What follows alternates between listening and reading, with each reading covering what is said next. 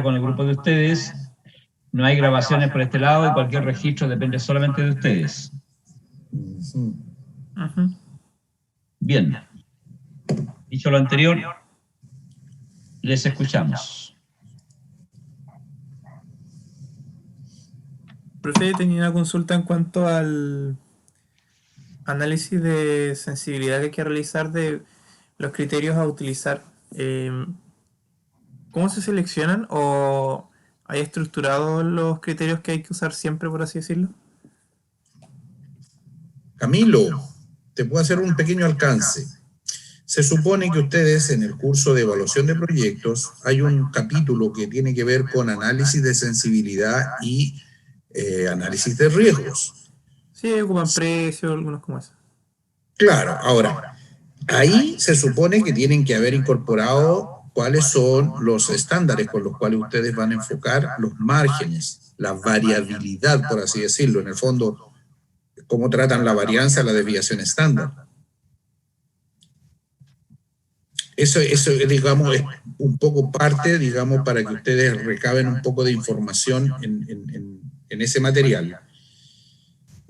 Porque guarda relación directamente con los datos que ustedes están obteniendo y cómo estos se mueven en el mercado.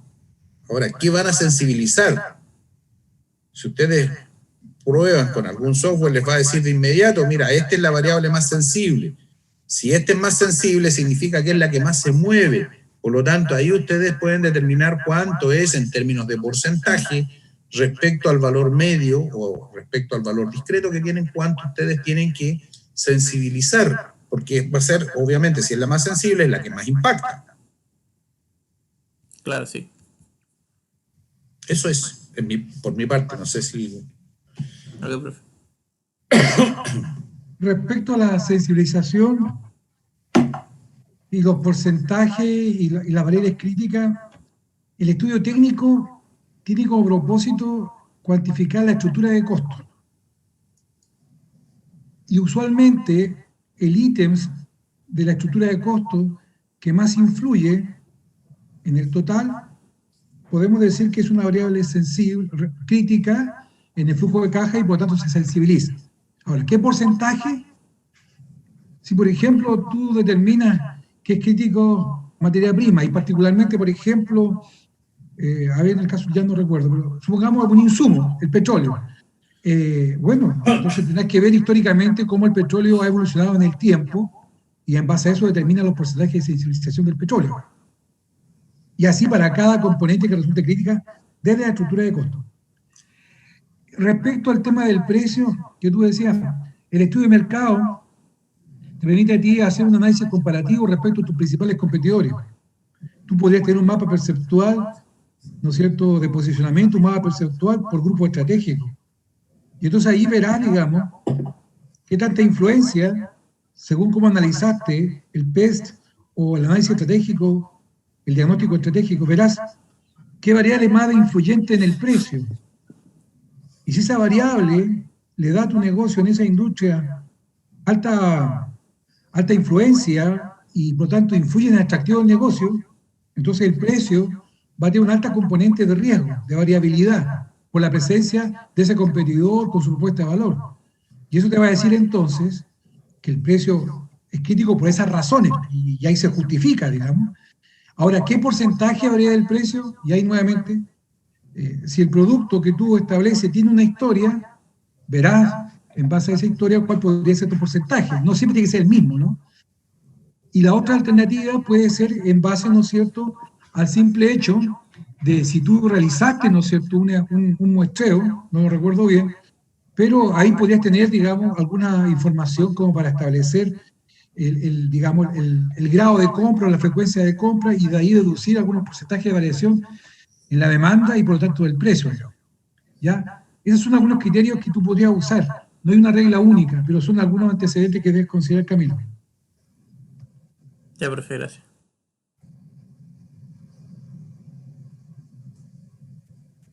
Profesor, otra consulta. ¿Se escucha? Sí, sí.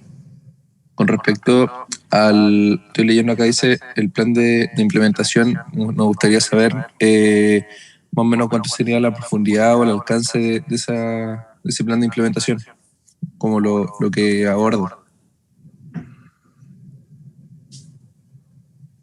A ver, la profundidad es aquello que permita generar la convicción de que ustedes están claros con el proyecto, digamos, y qué es lo que habría que hacer para su implementación, cosa que el día de mañana un inversionista potencial, y puede ser Oscar, puede ser Ricardo, ¿ya? Aparte de Diego, diga, está claro, porque hay todo un elemento de diagnóstico, ¿no es cierto?, que sustenta este plan de implementación. ¿Ya? Por lo tanto, esa profundidad depende del proyecto. ¿Ok? Ya. Si Sí. no tiene claridad del proyecto, la profundidad va a ser por encima. Si usted tiene claridad y convicción del proyecto, ese plan de implementación va a ser mucho más rico en esa profundidad. Ya, profe, sí entiendo. Hay una relación simbiótica, pero ineludible, ¿ya?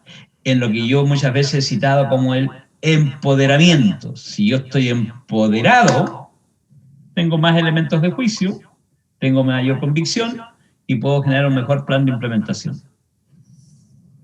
Y entonces alguien que lo lea parece que a lo mejor como un plan de implementación suficientemente profundo, digamos.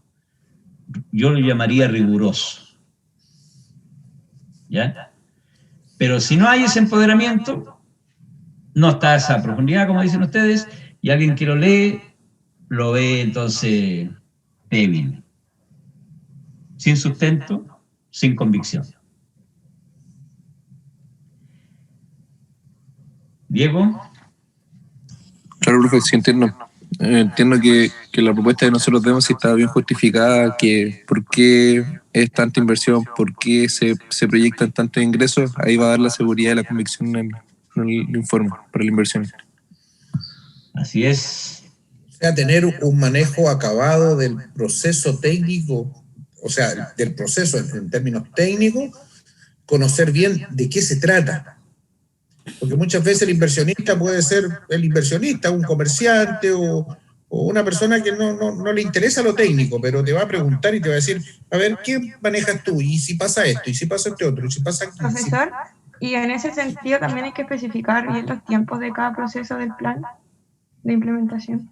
Por ejemplo, nosotros tenemos que cortar una mano. Balance de línea tiene que haberlo, es decir, permita decir a ti, mira, entro tantas toneladas de materia prima, tanto tiempo pasa en el proceso, tanto es las toneladas de producto que voy a obtener. Y establecer el flujo. Tantas toneladas por mes de producto, de este producto, de este producto, de este producto, si son múltiples productos. Javi Coelho, para complementar tal vez lo que está y tratando de leer un poco la pregunta, digamos, que tú haces. Estos proyectos, en lo que es la implementación, debieran estar acompañados específicamente de una carta GAN. ¿Ya? Y esa carta GAN, para poderla construir, requiere lo que usted dijo justamente: dimensión del tiempo. De los cuellos de botella del plan. Exactamente. ¿Okay? O sea, no podría o es impensado que un proyecto en su implementación, por lo tanto, en su plan de implementación, no conduzca a una carta GAN. Debe conducir a una carta GAN. ¿Ya? Desde la gestión pre, durante y post implementación del proyecto. ¿Ya?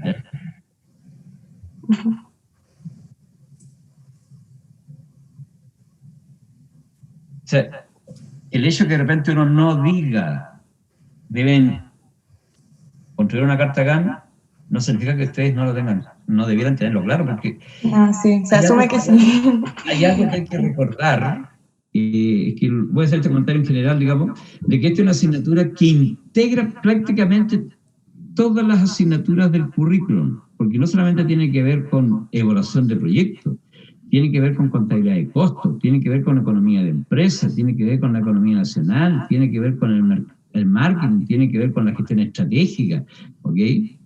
O sea, todos esos elementos se integran como conocimiento, ¿ya? En un ámbito de proyecto, cualquiera este sea. En el caso particular de usted, por cierto que sí. Ya, profesor, gracias. Bien, Javiera Vázquez, o Camilo, o Diego Arteaga. Recuerden que es un trabajo focalizado de acuerdo a los feedback que se les entregaron la vez pasada, ¿ya? Y obviamente las dudas que ustedes les han ido naciendo a partir de esos feedback para seguir avanzando.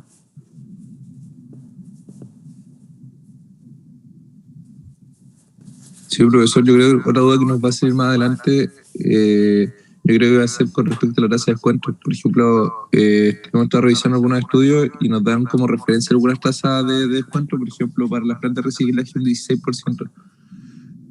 Tengo la duda por presentaciones anteriores si nosotros nos podemos guiar directamente con esta tasa o la tenemos que calcular, y mientras la calculamos se realiza una comparación. O sea, tienen que incorporar todo el conocimiento. Entre más conocimiento incorporen, mejor. Ustedes han visto en temas de finanzas o gestión financiera, y también en proyectos seguramente, que hay formas de llegar a calcular, ¿ya? En la medida en que la empresa se inserte en un cierto mercado, ¿no es cierto? Y ese mercado, ¿no es cierto?, es un mercado mucho más abierto, ¿no es cierto? ¿Ya? Si es una empresa familiar, a lo mejor la cosa cambia, porque esa empresa familiar no va a estar yendo al mercado abierto, digamos, un mercado mucho más acotado, digamos, ¿ya? Cuando digo mercado abierto, es un mercado de transacciones en general, ¿ya? Hay proyectos que se insertan en un mercado que sus empresas competidoras están transando en la bolsa, ¿no es cierto? Y por lo tanto su concepto de rentabilidad de los negocios se mide de forma distinta, ¿ya? Pero hay modelos, ¿ya? No uno, hay varios modelos para llegar a determinar la tasa de descuento del proyecto, ¿ya? Por lo menos uno puede recordar así a la rápida unos 3 a 4 modelos distintos, digamos.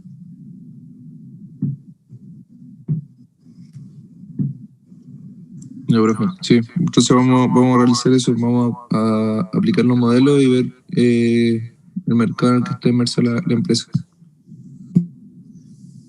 Ojo, a propósito de eso, de los modelos, en los proyectos es algo que muchas veces dejan pasar, ¿no? El tema de los requerimientos en capital de operación o capital de trabajo,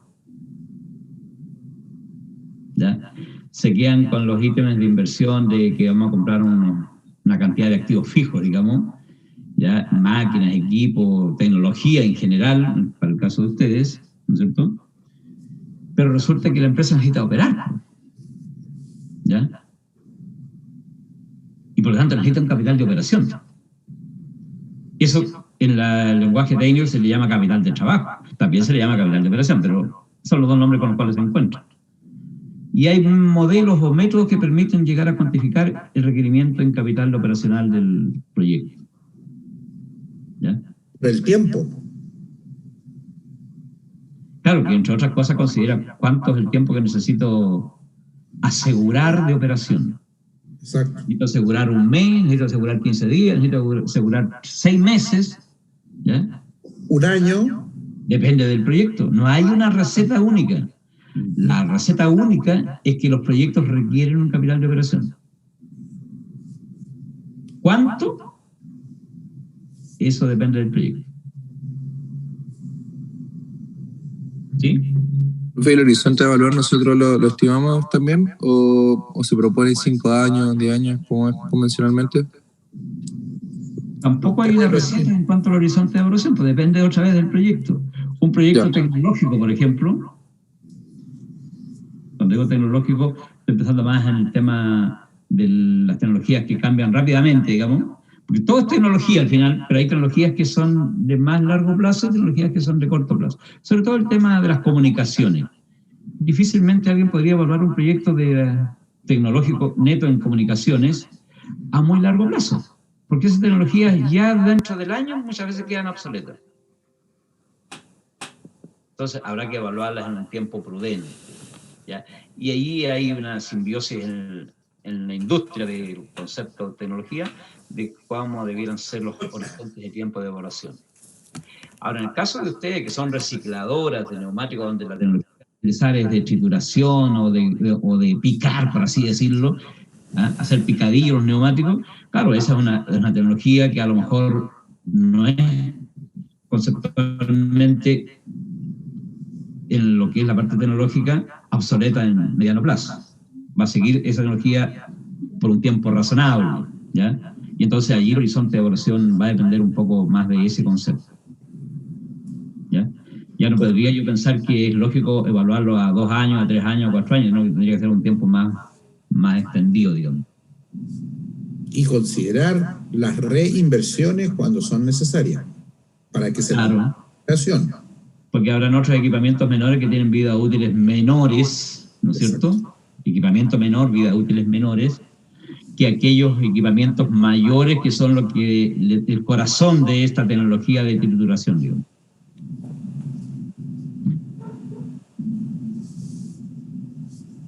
Yo, profe, sí entiendo. Por lo tanto, no hay recetas que digan, mire, el proyecto tiene que evaluarlo a 8 años. No. Cada proyecto, en su justa medida, se justifica su horizonte de evaluación. Lo que pasa es que no puede ser un dato arbitrario, decir, no, yo lo voy a evaluar a 10 años. ¿Por qué? Porque se me antojó. Debo tener elementos de juicio que me permitan llegar a esa convicción. Por ejemplo, la recuperación de la inversión. Ahí tenemos la primera definición. En una planta como la de ustedes, la recuperación nunca va a ser menos de 4 años, 3 años. Así que de ahí en adelante.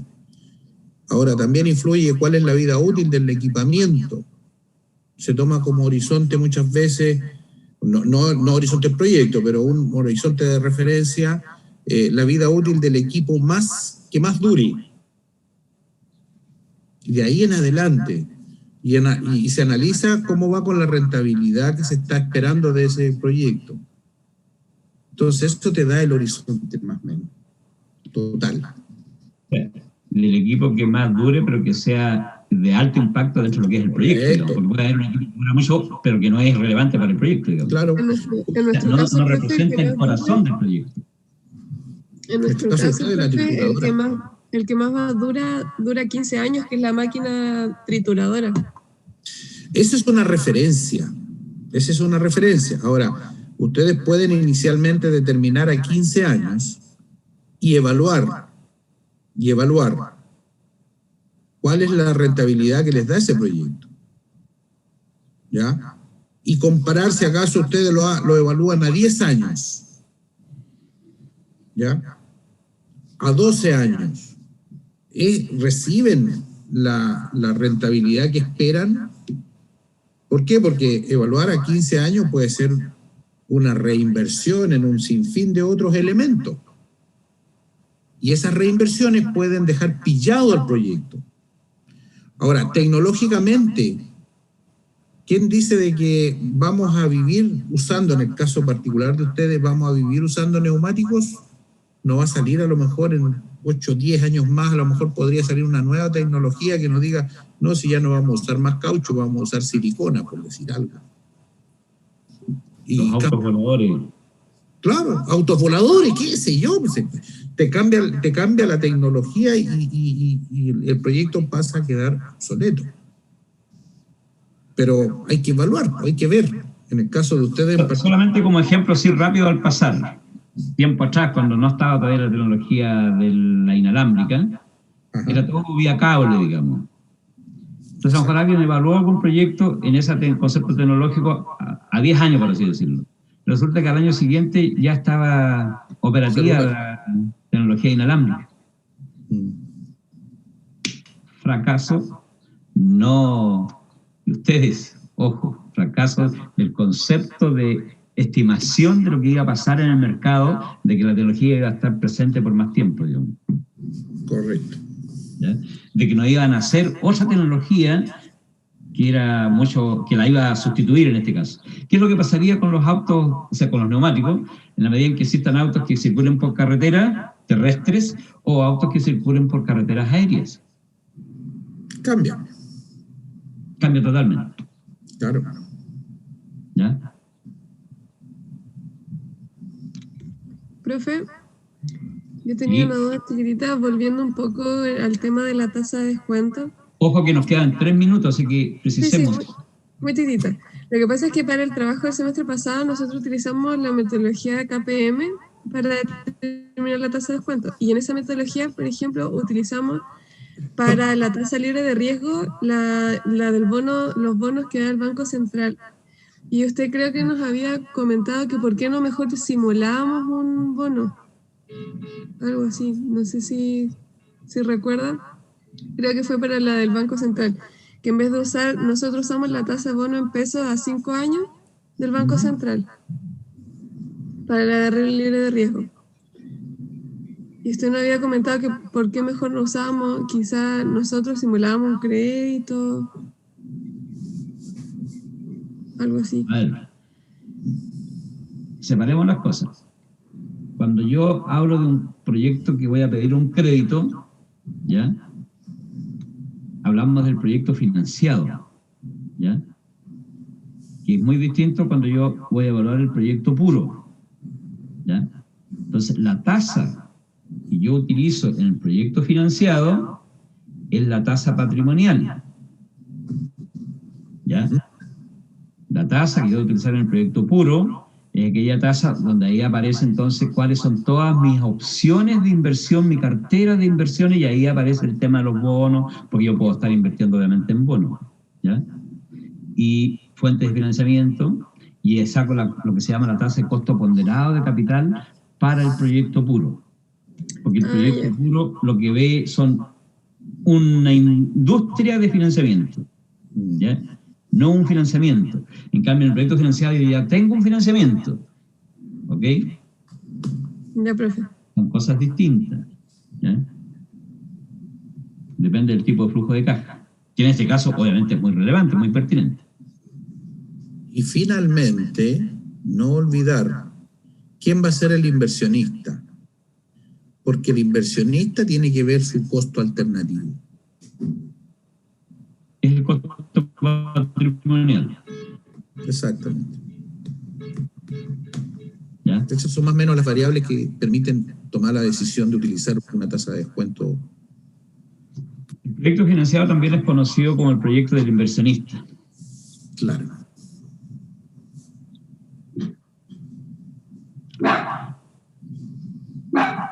No salude. ¿Qué pasó, Diego? Se te arrancó.